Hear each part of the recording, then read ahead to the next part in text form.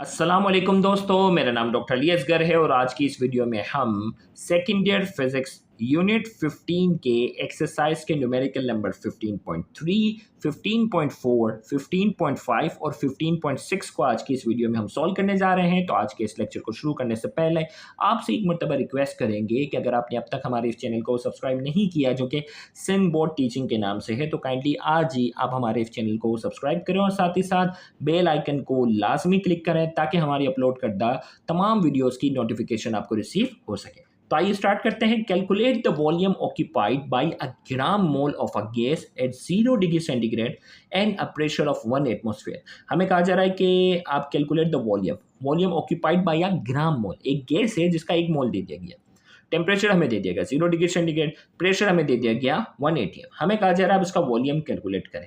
तो टेम्परेचर हमारे पास है 0 डिग्री सेंटीग्रेड, इसमें 273 प्लस कर दिया तो केल्विन में कन्वर्ट हो गया। प्रेशर हमारे पास 1 atm है और 1 atm बराबर होता है 1.01 एक्सपोनेंट 5 न्यूटन पर मीटर स्क्वायर। इसको केल्विन में उसमें न्यूटन पर मीटर स्क्वायर में कन्वर्ट करना होगा। एन हमारे पास 1 मोल है और आर की वैल्यू हमें इस तरह के सवाल में गिवन होती है 8.314 जूल पर मोल पर केल्विन। हमें चाहिए वॉल्यूम। अब पी भी है, आर भी है, एन भी है, टी भी है। तो हमने इसको देखा पी वी बराबर था किसके, पी वी बराबर था एन आर टी के, यहाँ तो हो गया। अब पी हम मल्टीप्लाई और वहाँ जाकर डिवाइड, तो वी हम इससे निकाल सकते हैं। तो एन हमारे पास कितना है 1, आर की वैल्यू 8.314, टी कितना है 273, पी हमारे पास कितना है 1.01 एक्सपोनेंट 5। इन तमाम वैल्यू को जब आप सॉल्व करोगे एक्सपोनेंट 5 ऊपर आके माइनस में हो जाएगा। तमाम वैल्यू को सॉल्व करके ये नंबर आ रहा है। इसको जब आप एडजस्ट करो एक्सपोनेंट को तो 0.0224 मीटर क्यूब। और अगर डेसीमीटर क्यूब में अगर कन्वर्ट करना है तो क्या करना होगा, 1000 से मल्टीप्लाई करना होगा तो 22.4 डीएम क्यूब पर मोल, जो कि हमारे इस न्यूमेरिकल का आंसर है।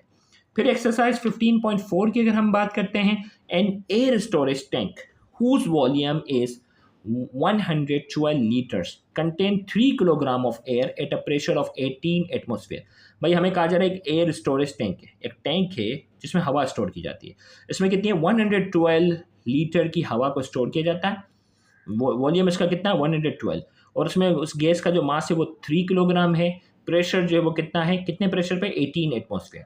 हमें कहा जा रहा है how much air would have to be force into the tank to increase the pressure of 21 atm। हमें कहा जा रहा है हम प्रेशर अगर 18 एटमॉस्फेयर से बढ़ाकर 21 एटमॉस्फेयर कर देते हैं तो कितनी हवा मजीद दाखिल हो सकती है, assuming no change in temperature, temperature में कोई तब्दीली नहीं है।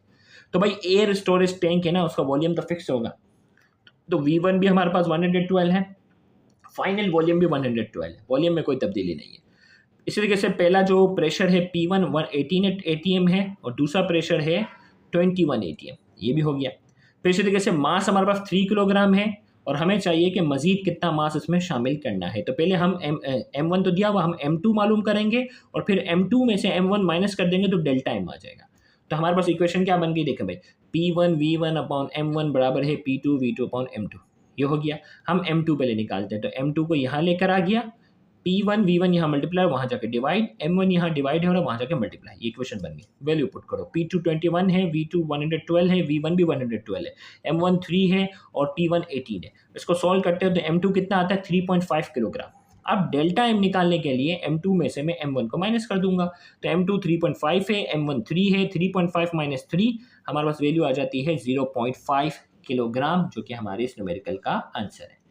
फिर नेक्स्ट हम बात करते हैं 15.5 की अगर हम बात करते हैं, a balloon contain 0.04 metre cube of air at a pressure of 120 kilo pascal. Calculate the pressure required to reduce its volume to 0.025 metre cube at constant temperature. हमें कहा जा रहा है एक बलून है जिसका वॉल्यूम है 0.04 मीटर क्यूब, उसमें हवा का जो प्रेशर है वो 120 किलो पास्कल है। हमें कहा जा रहा है प्रेशर मालूम करो कि जो कि इसके वॉल्यूम को 0.04 मीटर क्यूब से कितना कन्वर्ट कर दे, 0.025 मीटर क्यूब में जाकर कन्वर्ट कर दे।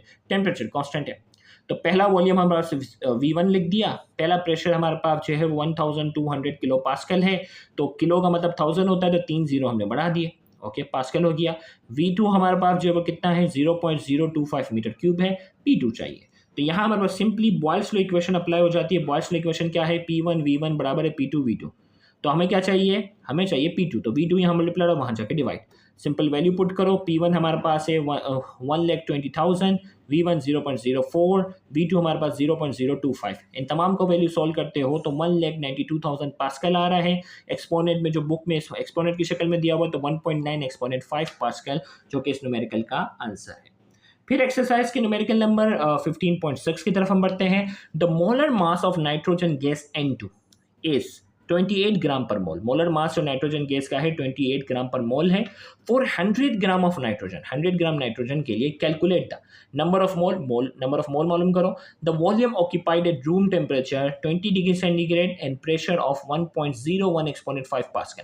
भाई हमें कहा जा रहा है मोलर मास नाइट्रोजन गैस का दिया हुआ 28 ग्राम पर मोल, 100 ग्राम नाइट्रोजन है उसका मोल मालूम करो, और हमें बताना है कि वो कितना रूम टेम्परेचर यानी 20 डिग्री सेंटीग्रेड पर उसका वॉल्यूम कितना होगा।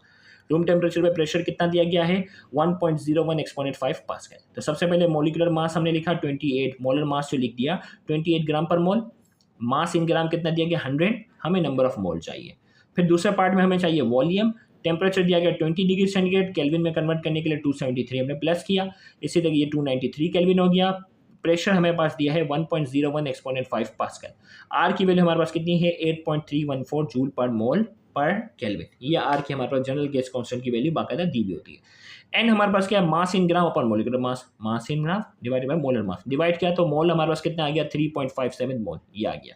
अब इसी तरीके से पीवी बराबर किसके एनआरटी, पीवी किसके बराबर है एनआरटी के बराबर है। तो हम क्या चाहिए, हमें चाहिए वॉल्यूम चाहिए ना भाई। तो यहाँ हमने क्या किया, ये तो हमने एक वो कर लिया ना, यहाँ एन नहीं वी अलग करना था, ठीक है। तो यहाँ चलो भाई एक स्टेप बढ़ गया ना, तो ये यहाँ एन को अलग कर दिया इन्होंने, पी यहाँ रखा है, वी अपनी जगह है, आर 8.314, टी यहाँ गया।